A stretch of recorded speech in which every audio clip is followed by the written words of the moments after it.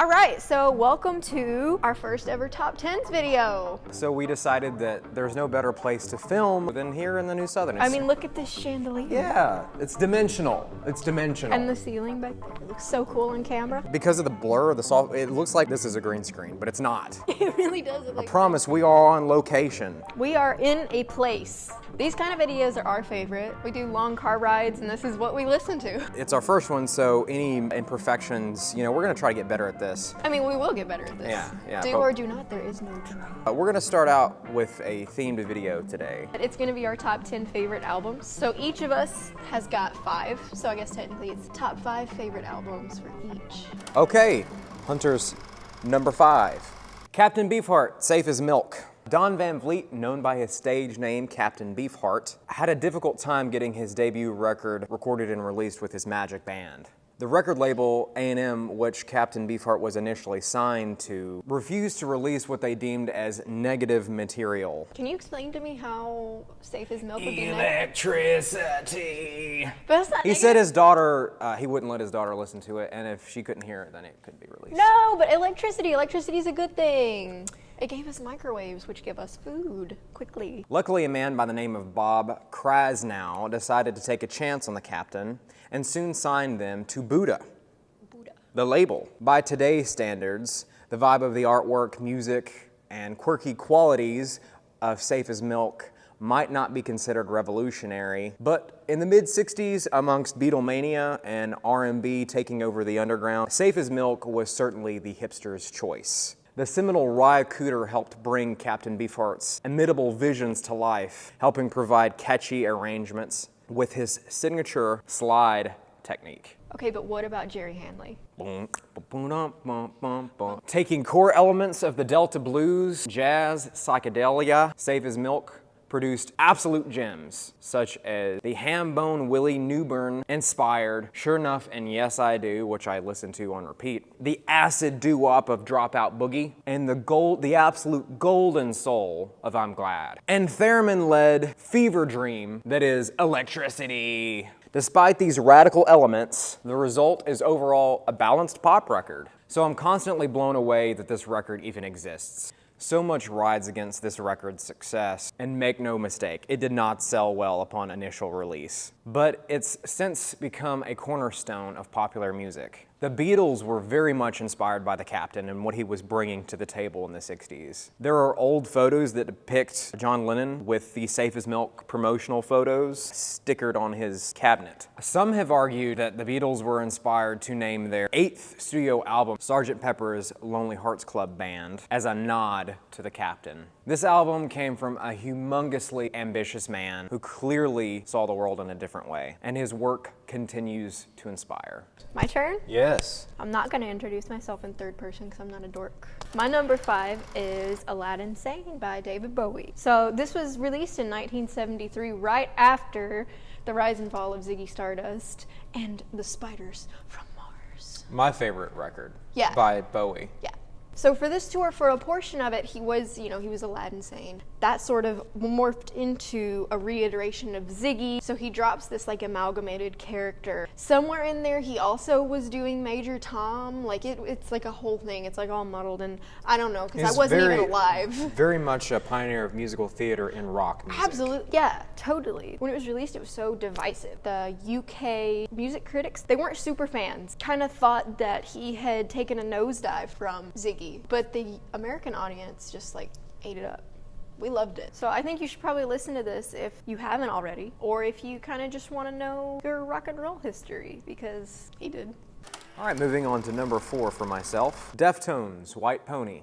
Truly a black sheep amongst the nu metal bands of the early 2000s. Oh, you just say the words nu metal and my whole skin just goes, ugh. It was a thing that happened. It was a thing that happened. Deftones constantly took heat from their label, Maverick, for not being marketable enough. They contrasted greatly amongst their associated acts, such as Papa Roach and Linkin Park, and their record sales paled in comparison. Despite this, their third studio album challenged genre by transcending anything that they had done sonically before, and arguably anything that anyone else was putting out at the time. fashioning post-hardcore, trip-hop, industrial, ambient electronics, shoegaze, and synth pop. They created something novel to many listeners. Chino Moreno, the lead singer, offered truly inspired lyric writing with subject matter rooted in realism and new age fantasy, based on the darkest sides of sex and hardcore drug use. He also solidified his fatalistic romanticism with otherworldly tracks such as Digital Bath and Knife Party. RX Queen and Pink Maggot offering a glimpse into a strange, unusual world filled with characters verging on the fantastical and psychotic. The first time I heard Change in the House of Flies, their only hit radio single, I was hooked. Chino's vocal style kind of drew me in, kind of singing this breathy, ethereal style. I actually took cues from him early on singing. Okay, so I guess it's time for my number 4, yeah? For me, it's the Carter Family. The recordings from 1935 to 1941. It's 5 discs, 129 songs. The first volume's really, really good too. I've listened to the entire thing, but I just prefer volume 2 just because my favorite song of all time, Blackjack David, is on that compilation, and the audio quality is marginally better just because of the fact that they were recorded a little bit later. So whether you listen to just one or both of these compilations, you're gonna have a fantastic firm foundation in understanding Americana roots music. You just really get into that 1920s Depression, Appalachian mountain person mindset. I feel like you should really just start kind of adding in some Carter Family. If you have that basis of understanding of where American music came from, you're doing yourself a favor.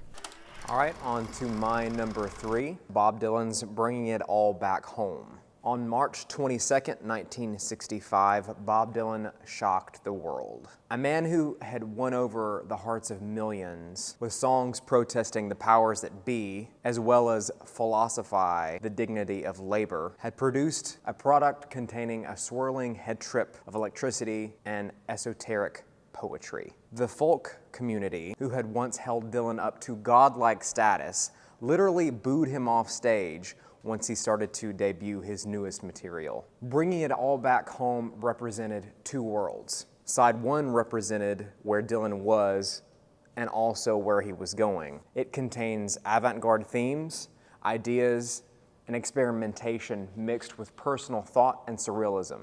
Side 2 was much more akin to Bob Dylan's earlier work, being stripped down and acoustic. But the subject matter was far beyond simple living and blue-collar lifestyle, leaning heavily on his newly adapted abstract subject matter. The opening track, Subterranean Homesick Blues, takes cues from Chuck Berry, only to turn the inspired melody on its head by means of electrified streams of consciousness and proto-rap. Opening side 2 of Bringing It All Back Home is perhaps Dylan's most accessible track, Mr. Tambourine Man. Although I'm personally taken with the grim masterpiece, It's All Right Ma, I'm Only Bleeding. I could do a whole video on this song in particular. The lyrics just stick so sharply in my brain. To summarize, Bringing It All Back Home was a turning point in the epic saga that is Bob Dylan's body of work. My number 3 is Black Sabbath's Black Sabbath. Released in 1970, and I prefer the European release. I don't really know how you couldn't possibly love this album if you're into any kind of hard rock, heavy metal, classic rock, anything like that. You owe your life to Black Sabbath. But, okay, maybe not your life, but your music library, you owe it to Black Sabbath. This album is kind of different from the others on my list because it doesn't have my absolute favorite song on it, which is kind of like a recurring theme on this list. You know, Aladdin Sane, my favorite song is Prettiest Star. Carter Family, my favorite song is Blackjack Davy. The ones you're gonna see coming, they all have my favorite song on them. This one's different. Stylistically, this album experiments with everything from what we've come to know as a hallmark of metal music, like distorted, tuned down guitar, because, you know, Tony Iommi and his rubber fingertips, to the bluesy harmonica on The Wizard.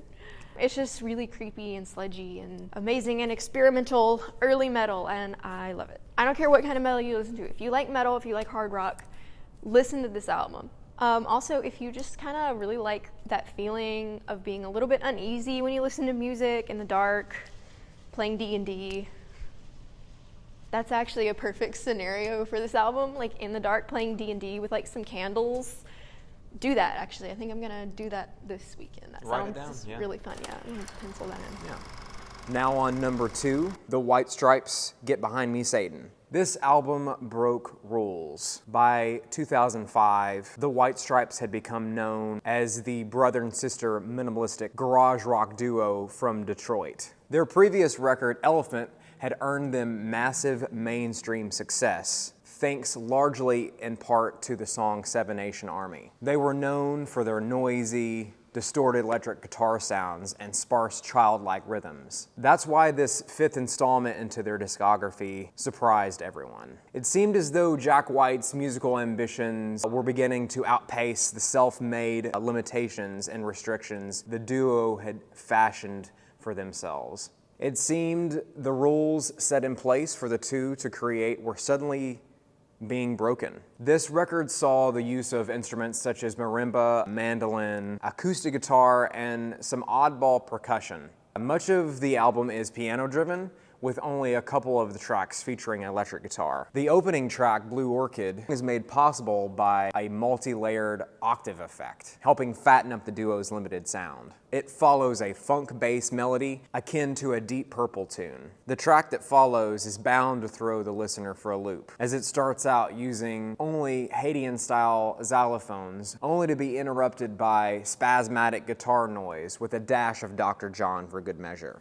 A first complete listen of this album might fool the listener into believing this is a happy-go-lucky record, seeing as there are many upbeat, positive-sounding songs. Although upon closer listening, a picture of loneliness, isolation, and despair begin to come into focus. Even the album's most playful tune, the mandolin-driven Little Ghost, features a main character so alienated and desperate that he sings of falling in love with an apparition. When I held you, I was really holding air.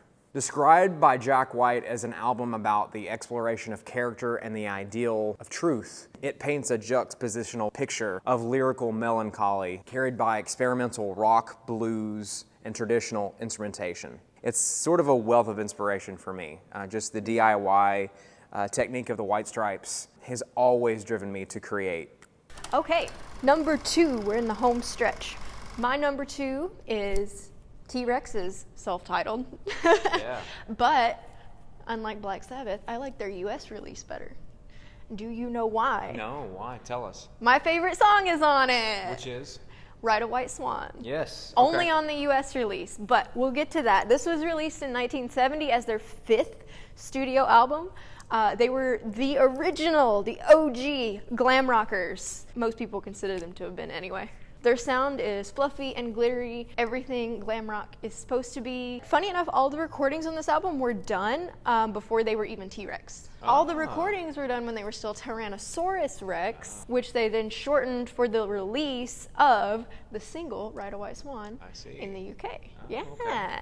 The album also features a nod to J.R.R. Tolkien in the form of The Children of Rarn, which is one of their like amazing, beautiful tracks from this album. It's beautiful and gorgeous and amazing. So if you're wondering, like I said, why would you ever pick the US release? I thought you people were supposed to be music snobs. You always pick the UK release or the European release. Well, you know, like I said, my favorite song's on this one, and you can disagree with me. Well, if your favorite song is only on one issue, then yeah, of course you're gonna prefer that. You're gonna be partial to it. And I mean, I could buy the single, but I don't want to. I want to close my favorite all-around T-Rex album with my favorite all-around T-Rex song. Of course. So the European release has a reprise of The Children of Rarn as the closing track on the B-side, but the US release, the closing track is Ride a White Swan, and that's why I love it so much. You should really listen to this if you're a fan of 80s glam rock, which, you know, maybe even if you're not, if you like any kind of glam rock at all, if you like David Bowie, listen to this album, listen to some T-Rex. And coming in at number 1 for myself, Smashing Pumpkins' Siamese Dream. Where to begin? The sophomore record by the Chicago-based alternative rock band Smashing Pumpkins is once again a record I'm surprised even exists at all. After Gish, the band's first studio effort, the band nearly broke up on more than one occasion. They continued to fall apart during the recording process of their follow-up record, Siamese Dream. Rhythm guitarists James Iha and bassist Darcy Redsky had just ended a brief relationship with one another and were not on speaking terms. Their contribution to the album is also open to conjecture, as it has been confirmed that frontman Billy Corgan played nearly all the guitar and bass parts himself. It is also common knowledge that drummer Jimmy Chamberlin was absent for much of the recording sessions of the album. Once he did materialize, however, it has been said that Corgan pushed him to re-record his parts until the tapes disintegrated and his hands bled. Some have called the album a megalomaniac's masterpiece, and perhaps they're right. Probably right. At some point, Corgan was so deep in a crippling depression that he was selling all his belongings, guitars, albums, etc. He was nearly driven to suicide multiple times during the recording of the album. Producer and engineer Butch Vig recalls how completing Siamese Dream was one of the most challenging experiences of his life. The only reason for the album's completion is purely down to Corgan's insane ambition. It was songs like Today, which Corgan states saved him from himself. Ironically, the ringing ice cream truck-like melody is at its core about suicide. It was the first time Corgan says he wrote a song and, quote, let it be what it was going to be, not trying to force it in any way. Disarm Again was an extremely personal, introspective look at Corgan's troubled childhood and an exercise in those demons. Self-reflecting on the pain of abuse with lyrics like, and leave me like they left me here to wither in denial, the bitterness of one who's left alone. I think this album changes and saves lives, including its author. Sometimes rebirth comes from the ashes. So I was introduced to this album in high school, and it really was a turning point for me as a musician and a songwriter and as a person. It continues to inspire me. I throw it on, if I'm having a bad day, I'm instantly in a good mood. Although I can't really relate to Corgan's upbringing, I can really find a connection with him as a songwriter, as a guitar player. The Smashing Pumpkins went on to help shape the 90s and continue to make great music to this day. Siamese Dream is number one for me. My number one is a really sharp U-turn from the last two that I did. It's the Lubin Brothers' Tragic Songs of Life, released in 1956. Didn't expect that. Nobody expected that. No. Not at number one anyway. You would think it would probably be like TRex or something, but it's not. This is my favorite album of all time because it explores human nature and kind of lingers on like tragedy and how scary life is, and the human psyche is so messed up, and it just really takes one small thing to just break you. It's just it kind of is that like straw that broke the camel's back mentality in an album. It's really fascinating. Most of the music is pretty upbeat. It's kind of that classic bluegrass sound, but all the lyrics are so dark. Yeah. In some songs it's really explicit, like in Knoxville Girl, where he literally talks about murdering his girlfriend. Or I guess probably not. He didn't literally murder his girlfriend. That's what the song is about. And that's also my favorite track from the album. Or sometimes the darkness is a little more implied, like in I'll Be All Smiles Tonight, where it's a little tongue-in-cheek. I love this record so much because it's just raw. And it was raw in a time when you really weren't raw. Like rock and roll wasn't even this raw. It wasn't like actually like digging down into human nature and like getting that meat out of it, Yeah. If you're into the whole like Southern Gothic vibe, this is the embodiment of that. It just makes you want to put on like a Victorian dress and like wander around an abandoned house. That's me, I know. So I think that's it, right? I think that's it. We've reached the end. Let us know what your top 5 favorite albums are. If you've heard any of these albums, which ones really stick out to you? What do you think about them? Do you disagree with us? And also don't forget to like this video. And if you really liked this video, make sure to hit that subscribe button and ring our notification bell so you get a notification when we post, because YouTube doesn't always like to tell you that. You guys have been cool. We've been the Skeleton Crew, and we'll see you next time. See ya.